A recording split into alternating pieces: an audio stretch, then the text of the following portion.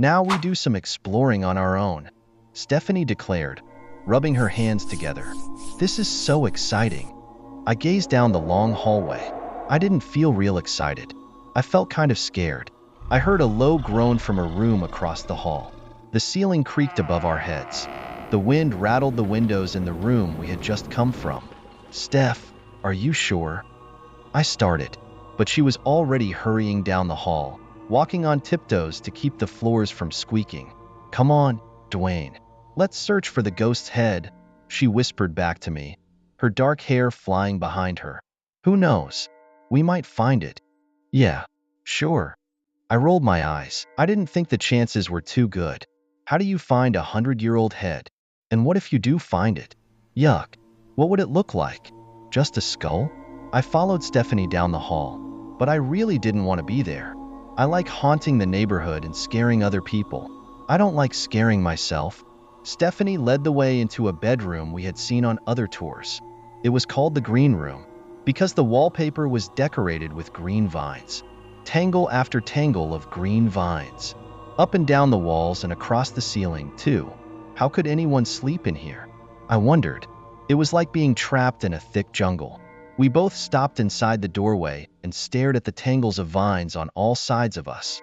Stephanie and I call the green room by another name. The scratching room. Otto once told us that something terrible happened here 60 years ago. The two guests who stayed in the room woke up with a disgusting purple rash. The rash started on their hands and arms. It spread to their faces. Then it spread over their entire bodies. Big purple sores that itched like crazy. Doctors from all around the world were called to study the rash. They couldn't figure out what it was. And they couldn't figure out how to cure it. Something in the green room caused the rash. But no one ever figured out what it was. That's the story Otto and the other guides tell.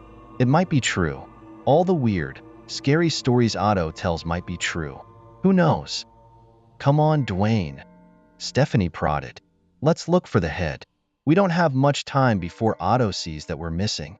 She trotted across the room and dove under the bed. Steph, please. I started. I stepped carefully over to the low, wooden dresser in the corner.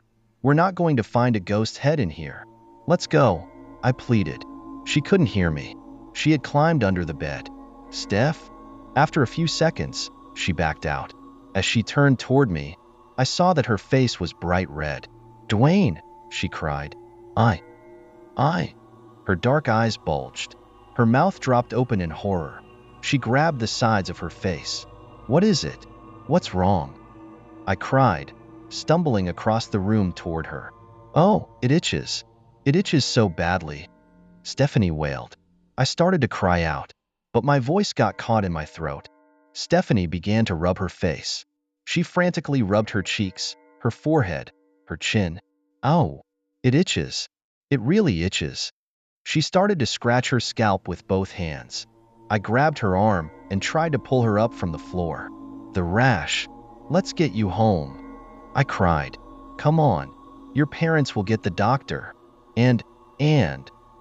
I stopped when I saw that she was laughing. I dropped her arm and stepped back. She stood up, straightening her hair. Duane, you jerk, she muttered.